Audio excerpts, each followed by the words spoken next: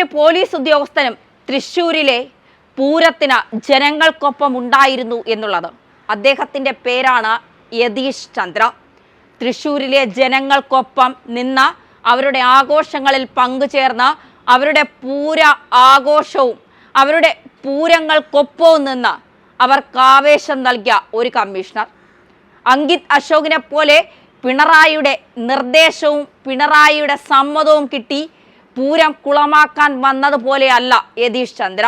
ഇപ്പോൾ യതീഷ് ചന്ദ്ര കഴിഞ്ഞ തവണത്തെ പൂരത്തിന് തൃശ്ശൂരിൽ ഉണ്ടാക്കിയ ഓളങ്ങൾ തന്നെയാണ് പല പോലീസ് ഉദ്യോഗസ്ഥരും സ്റ്റാറ്റസായി ഇട്ടിരിക്കുന്നത്. മുൻ കമ്മീഷണർ യതീഷ് ചന്ദ്രയുടെ തൃശ്ശൂർ പൂരപ്പറമ്പിലെ വീഡിയോ സ്റ്റാറ്റസ് ആക്കിയിരിക്കുകയാണ് തൃശ്ശൂരിലെ പോലീസുകാർ. നിലവിലെ കമ്മീഷണർ അങ്കിത് അശോകിനോടുള്ള പോലീസ് ഉദ്യോഗസ്ഥരുടെ അമർഷം തന്നെയാണ് യതീഷ് ചന്ദ്രയുടെ വീഡിയോ പ്രചരിപ്പിക്കാൻ കാരണമെന്ന് നിസ്സംശയം പറയാം. ജനക്കൂട്ടത്തിനൊപ്പം പൂരാവേശത്തിൽ യതീഷ് ചന്ദ്ര പങ്കുകൊള്ളുന്നതും പൂരപ്രേമികളോട് മാന്യമായി പെരുമാറുന്നതും വീഡിയോയിൽ വ്യക്തമാണ്. തൃശ്ശൂർ പൂരം നടത്തിപ്പിലും ചടങ്ങുകളിലും ഈ വർഷമുണ്ടായ പ്രതിസന്ധികൾക്ക് കാരണം അങ്കിത് അശോകിന്റെ തെറ്റായ ഇടപെടൽ കാരണമെന്ന് വ്യാപകമായ പരാതി ഉയർന്നിരുന്നു. വെള്ളിയാഴ്ച രാത്രിയോടെ പൂരപ്രേമികൾക്ക് നേരെ പോലീസ് ലാത്തി വീശിയും പൂരനഗരി ബാരിക്കേഡ് വെച്ച് കെട്ടിയടച്ചതുമാണ് വിവാദങ്ങൾക്ക് കാരണം.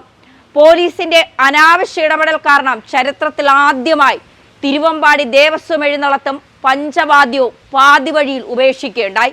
വെടിക്കെട്ട് നടക്കുന്ന സ്ഥലത്തു നിന്ന് ഭൂരിഭാഗം ജീവനക്കാരെയും കമ്മിറ്റി അംഗങ്ങളെയും ഒഴിവാക്കുവാനുള്ള പോലീസ് ശ്രമവും വിവാദമായിരുന്നു. ആനകൾക്ക് നൽകാൻ കൊണ്ടുവന്ന പട്ടയും കുടമാറ്റത്തിനായി എത്തിച്ച ശ്രീരാമന്റെ കുടയും അങ്കിത് അശോകൻ തടയുന്ന ദൃശ്യങ്ങൾ പുറത്തു വന്നു. എടുത്തുകൊണ്ട് പോടാ പട്ട എന്ന് കമ്മീഷണർ ആക്രോശിക്കുന്നതും വീഡിയോയിൽ ഉണ്ടായിരുന്നു. ഇതിനിടെയാണ് പൂരമൈതാനിയിൽ ആവേശത്തിൽ പങ്കുകൊള്ളുന്ന മുൻ കമ്മീഷണർ യതീഷ് ചന്ദ്രയുടെ വീഡിയോ പോലീസുകാർ തന്നെ പങ്കുവയ്ക്കുന്നത്. പൂരത്തിന് പോലീസ് നടപടി സംബന്ധിച്ച നടപടികൾ ഉയർന്നു വന്ന പരാതിയെക്കുറിച്ച് അന്വേഷിക്കാൻ സംസ്ഥാന പോലീസ് മേധാവിക്ക് മുഖ്യമന്ത്രി തന്നെ നിർദ്ദേശം നൽകിയിട്ടുണ്ട്. ഒരാഴ്ചക്കകം വിഷയം അന്വേഷിച്ച് റിപ്പോർട്ട് നൽകാനാണ് ആവശ്യപ്പെട്ടിരിക്കുന്നത്. ആ റിപ്പോർട്ടിൽ ഉണ്ടാകുമെന്ന നിഷ്കളങ്കരെ നമുക്ക് നേരത്തെ തന്നെ അറിയാവുന്ന കാര്യമല്ലേ.